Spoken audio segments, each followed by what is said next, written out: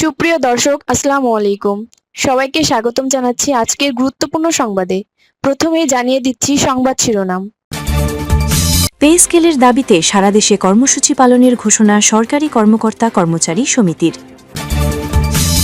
এদিকে এমপিওভুক্ত শিক্ষকদের বৈশাখী ভাতার বিল সাবমিটের নতুন খবর। অপরদিকে সব মহানগরীর স্কুলের ক্লাস অনলাইন অফলাইনে করার পরিকল্পনা শিক্ষামন্ত্রীর। আরও থাকছে স্কুলে সশরীরের পাশাপাশি অনলাইন ক্লাসের পরিকল্পনা। এবং সবশেষে থাকছে পে স্কেল পুনর্বিবেচনায় নতুন কমিশন দরকার। শুনছিলেন সংবাদ শিরোনাম, এখন বিস্তারিত। তার আগে ছোট্ট একটি আবেদন, যদি আপনি ন্যায় ও মানবতার পক্ষে থাকেন লাইক দিন। নতুন পে স্কেল পেতে চাইলে কমেন্টসে লিখে জানান এক দফা এক দাবি পে স্কেল চাই। আর সাবস্ক্রাইব করুন আমাদের চ্যানেলটি, কারণ আমরা বলি সেই কথা যা অনেক মিডিয়া আড়াল করে। এখন চলুন বিস্তারিত দেখা যাক। পে স্কেলের দাবিতে সারা দেশে কর্মসূচি পালনের ঘোষণা সরকারি কর্মকর্তা কর্মচারী সমিতির। দেশের ৬৪ জেলায় গণতান্ত্রিক উপায়ে শান্তিপূর্ণভাবে পে স্কেলের দাবিতে কর্মসূচি পালনের ঘোষণা দিয়েছে বাংলাদেশ সরকারি কর্মকর্তা কর্মচারী কল্যাণ সমিতি। মঙ্গলবার ৩১ মার্চ সমিতির আহ্বায়ক আব্দুল মালেক এক বিবৃতিতে এ তথ্য জানিয়েছেন। আংশিকভাবে হলেও এটি বাস্তবায়ন করা ২২ লাখ পরিবার তথা ২২ লাখ কর্মচারীর দাবি বলে জানিয়েছেন তিনি। বিবৃতিতে আব্দুল মালেক বলেছেন, নবম পে স্কেল বাস্তবায়নের লক্ষ্যে এপ্রিলের প্রথম সপ্তাহেই বাংলাদেশ সরকারি কর্মকর্তা কর্মচারী কল্যাণ সমিতির পক্ষ থেকে শান্তিপূর্ণ কর্মসূচি আসছে। প্রতিটি জেলায় যারা কর্মরত আছেন, মনে প্রাণে পে স্কেলের প্রত্যাশা করেন, তারা সবাইকে এই পে স্কেলের দাবি বাস্তবায়নের জন্য শান্তিপূর্ণ কর্মসূচিতে অংশ নেয়ার জন্য অনুরোধ করছি। তিনি বলেন, ২০১৫ খ্রিস্টাব্দে ফ্যাসিস্ট আওয়ামী লীগ সরকারি কর্মচারীদের ন্যায্য সুযোগ সুবিধা বঞ্চিত করে ১৫ বছরের মধ্যে ৩টা টাইম স্কেল ও একটা সিলেকশন গ্রেড প্রথা বাতিল করে ব্লক পোস্টধারী ও পদোন্নতি বঞ্চিতদের করেছেন সর্বশান্ত। তৎস্থলে ২টি উচ্চতার গ্রেড প্রথা চালু করেছেন ১৬ বছরে, যা শুধুই শুভঙ্করের ফাঁকি। তিনি আরও বলেন, ২০১৫-২৪ পর্যন্ত সময়ের মধ্যে পে স্কেল বাস্তবায়ন করেননি তৎকালীন সরকার। দ্রব্যমূল্য বৃদ্ধির সাথে বেতন সমন্বয় করার কথা থাকলেও তা বাস্তবায়ন করেননি ওই সময়। ২৪-এর গণ অভ্যুত্থানের পরে অন্তর্বর্তীকালীন সরকার কর্মচারীদের দাবির প্রেক্ষিতে নবম জাতীয় পে কমিশন গঠন করে একটি সুপারিশ প্রণয়ন করে, যা আজও বাস্তবায়ন হয়নি। ইচ্ছে করলেই অন্তর্বর্তীকালীন সরকার প্রজ্ঞাপন জারি করে তা বাস্তবায়ন করতে পারত দাবি করে আব্দুল মালেক বলেন, দায় এড়ানোর জন্য বোঝা চাপিয়ে দিয়েছে নির্বাচিত সরকারের উপর। নির্বাচিত সরকারকে পে স্কেল বাস্তবায়নের জন্য অন্তর্বর্তীকালীন সরকার বাজেট বরাদ্দ রেখে গেলেও তা নিয়ে কোনো আলোচনা নেই। ঊর্ধ্বগতির বাজারে নিম্ন বেতনভুক্ত কর্মচারীরা মানবতার জীবনযাপন করছে, যা নিয়ে মাথা ব্যথা নেই কোনো সরকারের। তিনি বলেন, দেশের সবকিছু ঠিকঠাকভাবে চললেও যখনই সরকারি কর্মচারীদের বেতন বৃদ্ধি নিয়ে কথা ওঠে, ঠিক তখনই সেই দাবিকে দাবিয়ে রাখার জন্য মূল্যস্ফীতি, অর্থনৈতিক দুরবস্থা আরও অনেক কিছু সামনে নিয়ে আসা হয়। অথচ ১১ বছরে বেতন বাড়েনি, কিন্তু বেড়েছে প্রতিটি পণ্যের মূল্য। তখন কি অর্থনৈতিক অবস্থায় প্রভাব পড়েনি? তখন কি মূল্যস্ফীতির পরিবর্তন হয়নি? সরকারি কর্মচারীরা রাষ্ট্রের একটি বিরাট অংশ, যারা প্রত্যক্ষ এবং পরোক্ষভাবে সরকারকে রাষ্ট্রের উন্নয়ন কাজে, রাষ্ট্রকে গতিশীল করার লক্ষ্যে নিরলসভাবে কাজ করে যাচ্ছেন উল্লেখ করে আব্দুল মালেক বলেন, দ্রব্যমূল্য আকাশচুম্বী হওয়ায় দিশেহারা ২২ লাখ পরিবার। এমনও দেখা গেছে অফিস শেষ করে কিংবা ছুটির দিনে সরকারি কর্মচারীরা অটোরিকশা, হকারি, এমনকি চায়ের দোকান করতে দেখা গেছে শুধু পরিবারের মুখে অন্ন তুলে দেওয়ার জন্য, যা একটি দেশের প্রজাতন্ত্রের কর্মচারী হিসেবে লজ্জার। তিনি বলেন, আগামী ২০২৬-২৭ অর্থ বছরে নবম পে স্কেলের বরাদ্দ রেখে তা আংশিকভাবে হলেও বাস্তবায়ন করার দাবি পরিবার তথা প্রতিটি কর্মচারীর। গণকর্মচারীর এ প্রত্যাশা পূরণের জন্য প্রধানমন্ত্রী তারেক রহমান তার নির্বাচনী প্রতিশ্রুতিতে দেওয়া ওয়াদা কতটুকু রক্ষা করেন বা কী পদক্ষেপ নেন, সেটাই এখন দেখার বিষয় বলে উল্লেখ করেন তিনি। এদিকে এমপিওভুক্ত শিক্ষকদের বৈশাখী ভাতার বিল সাবমিটের নতুন খবর। এমপিওভুক্ত শিক্ষক কর্মচারীদের বৈশাখী ভাতার বিল সাবমিট কার্যক্রম গত ২৬ মার্চ থেকে শুরু হয়েছে।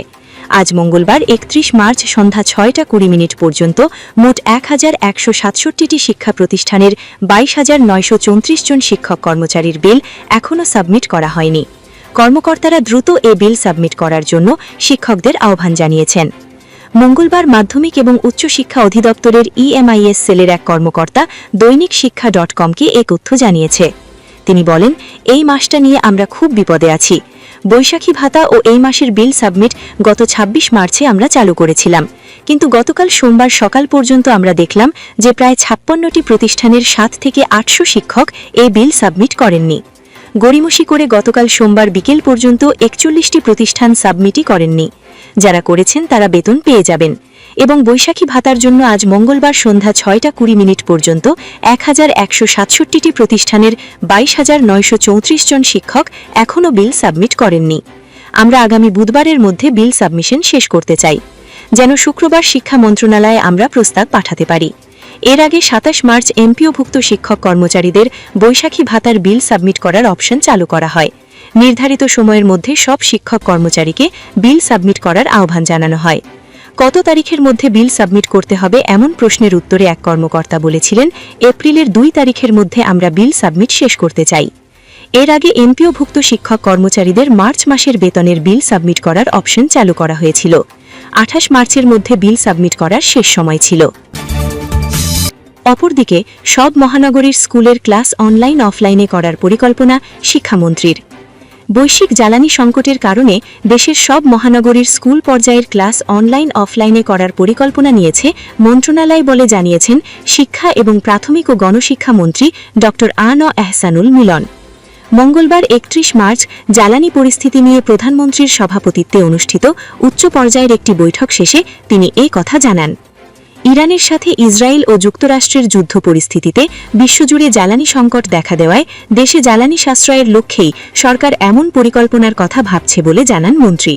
শিক্ষামন্ত্রী বলেন, দেশে জ্বালানি সাশ্রয় প্রধানমন্ত্রী নানা নির্দেশনা দিয়েছেন।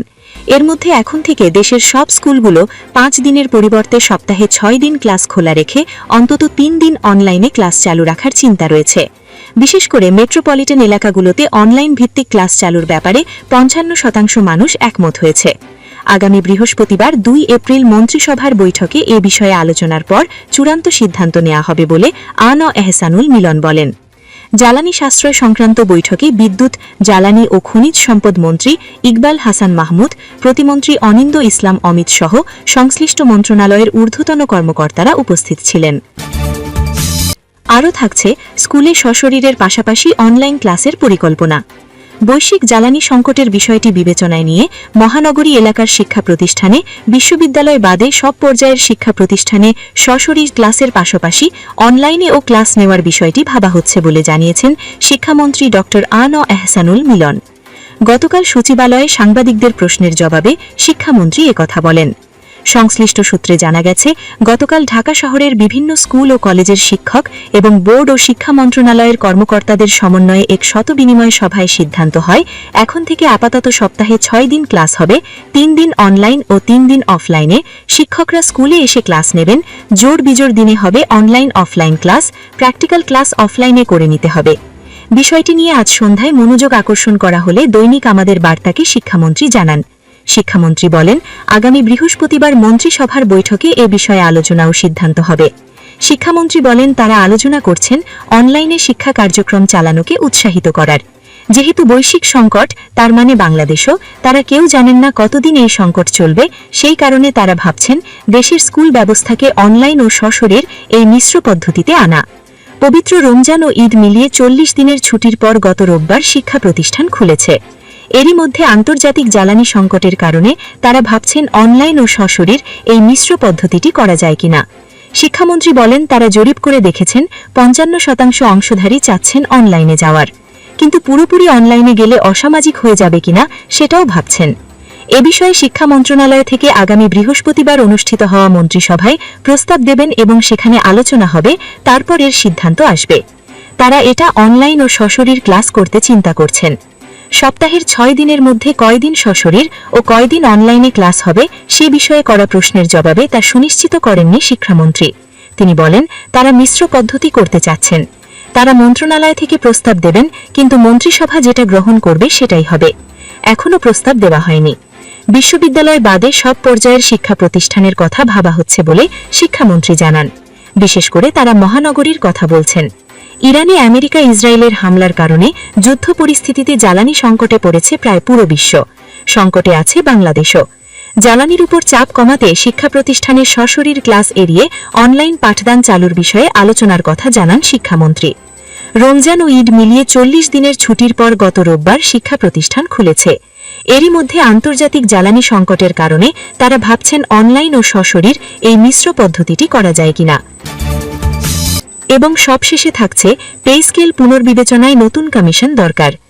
নতুন সরকারের পক্ষ থেকে নিজস্ব কমিশন গঠন করে নতুন পে স্কেলের বিষয়টি পুনর্বিবেচনা করে কার্যকর করা প্রয়োজন বলে মনে করেন অর্থনীতিবিদ ড দেবপ্রিয় ভট্টাচার্য।